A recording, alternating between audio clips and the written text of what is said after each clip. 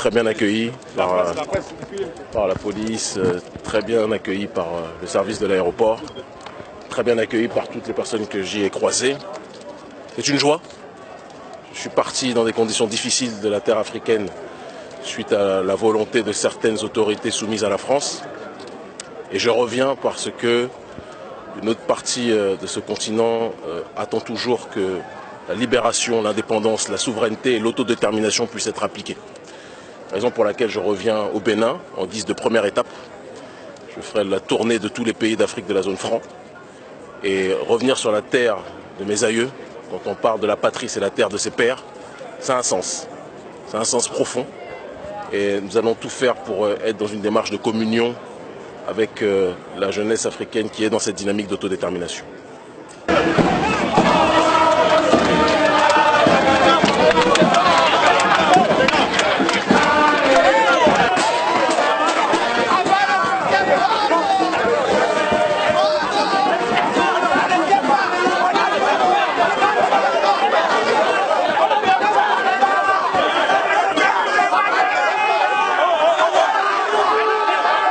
Le Bénin est ma patrie, c'est la terre des pères, c'est la terre de mon père, c'est la terre de mes pères. Et donc c'est un honneur, un bonheur et une fierté d'être ici présent. Un honneur parce que je vois une jeunesse déterminée, un peu partout en Afrique, mais la jeunesse béninoise fait partie de celle qui, dès le départ, a donné le ton de l'autodétermination. Et je pense profondément qu'en ce début du XXIe siècle, quelque chose de très fort partira de Cotonou, partira du Bénin dans sa globalité. La jeunesse ici est déterminée. La jeunesse ici n'a pas peur de perdre le peu d'avantages qu'elle a, parce qu'elle sait très bien que la véritable liberté doit passer par un certain nombre de sacrifices.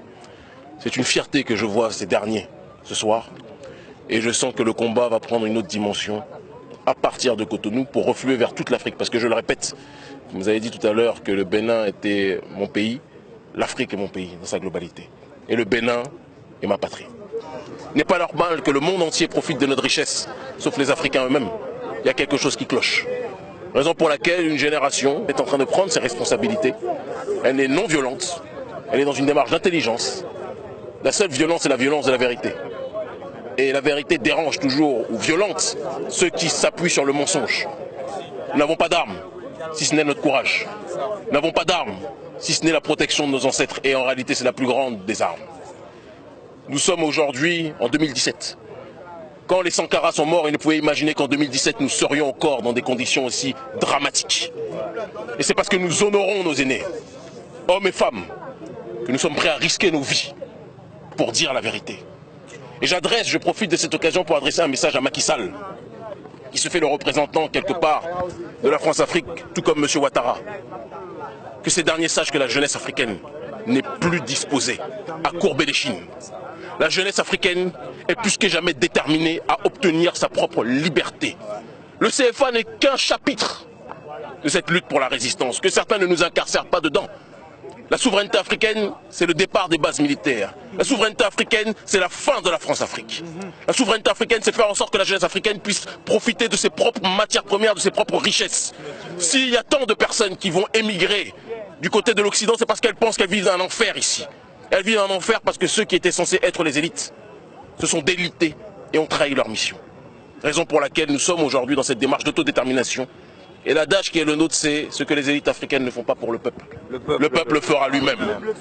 Voilà le travail qu'il y a. Dès samedi prochain, nous allons effectuer un certain nombre de petites opérations avec les militants de l'ONG Urgence panafricaniste et tous les sympathisants de notre cause, visant à sensibiliser nos populations sur la nécessité de consommer local, d'accord, de valoriser nos propres produits, de valoriser des alternatives crédibles à la production française. Parce que la vérité est que le colon ne comprend qu'une seule chose, l'économie. Nous ne partons pas d'un principe illusoire qui serait que nous serions capables de tout boycotter ou de boycotter tout produit français dès le départ, ce n'est pas la démarche. Mais appeler les nôtres à consommer local, à consommer nos propres productions, à valoriser notre propre culture, à valoriser nos propres aliments et tout ce qui s'ensuit. C'est quelque chose qui a été prôné par Thomas Sankara il y a bien longtemps de cela, qui est tombé en désuétude après.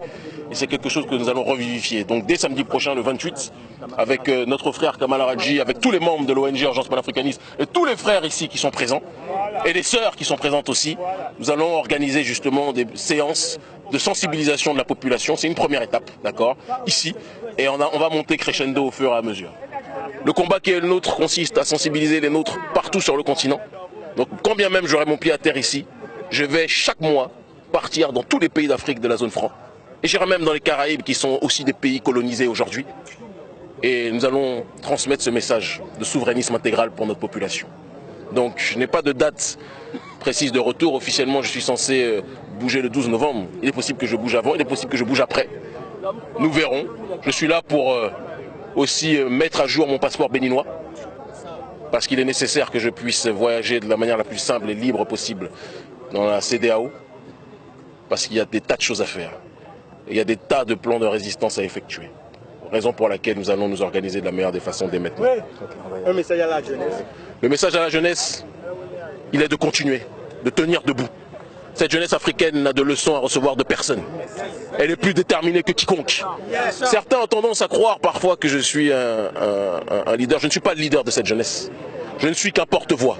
Cette jeunesse est la jeunesse la plus courageuse que je n'ai jamais vue de ma vie. La jeunesse la plus déterminée que j'ai jamais vue de ma vie.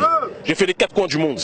Mais la nouvelle génération africaine que je vois ici est celle qui va conclure, ponctuer le cycle d'indépendance initié par nos aînés. Et ça, j'en fais le serment au nom des ancêtres. À tous les relais de la France-Afrique, qui n'oublient pas ce message de la jeunesse africaine. Na batomeno et dit ciao.